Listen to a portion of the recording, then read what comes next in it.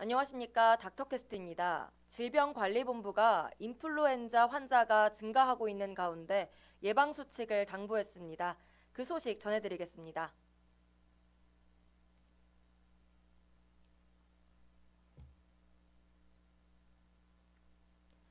네, 질병관리본부는 지난 11월 16일 인플루엔자 유행주의보 발령한 이후 인플루엔자 의사 환자 수가 47주 13.2명, 48주 19.2명, 49주 34명에 이어 50주에 48.7명에 달했다고 금일 21일 밝혔습니다.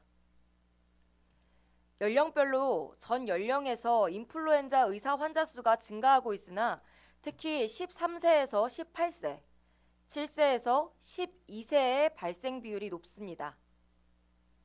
그럼 인플루엔자가 무엇인지 알아보도록 하겠습니다.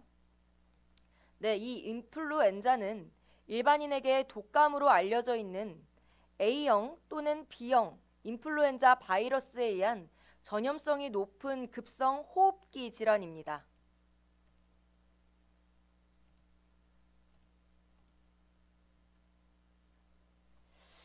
그렇다면 이 인플루엔자 합병증은 무엇이며 어떤 사람에게 이 합병증이 발생할 가능성이 높는지라는 질문에 이 가장 흔한 합병증은 중이염과 세균성 폐렴이라고 답을 했습니다.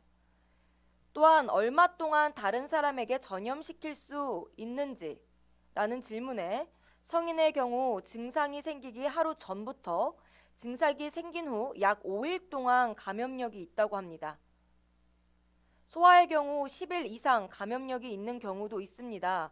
그러므로 독감이 걸린 영유아 및 학생은 증상 발생 후 5일이 경과하고 해열제가 없어도 열이 나지 않는 시점을 기준으로 하여 48시간 이후 어린이집, 학교 등을 보내야 합니다. 인플루엔자는 어떤 증상이 있나요? 라는 질문에는 감염이 되면 평균 잠복기는 2일입니다. 발열, 구토, 근육통, 콧물, 인후통, 기침 등의 증상이 나타납니다. 7일에서 10일 정도가 지속되지만 기침을 1, 2주 더 오래 가기도 한다고 나와 있네요.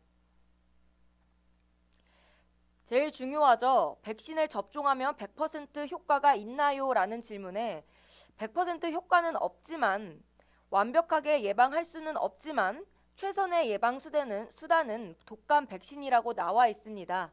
그렇기 때문에 여러분 예방 접종은 꼭 하셔야 합니다. 네, 그러면 다시 기사로 돌아가서 간단하게 예방 수칙을 알아보겠습니다. 제일 중요하죠. 올바른 손 씻기의 생활화입니다. 흐르는 물에 비누로 30초 이상 꼭 손을 씻어야 합니다. 그리고 기침을 할 때는 휴지나 옷소매 위쪽으로 입과 코를 가리고 하셔야 하고요. 호흡기 증상이 있을 때는 마스크를 착용을 해야 합니다. 씻지 않은 손으로는 눈, 코, 입을 만지지 않으셔야 합니다.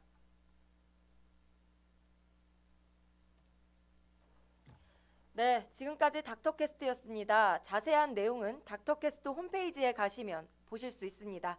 시청해주셔서 고맙습니다.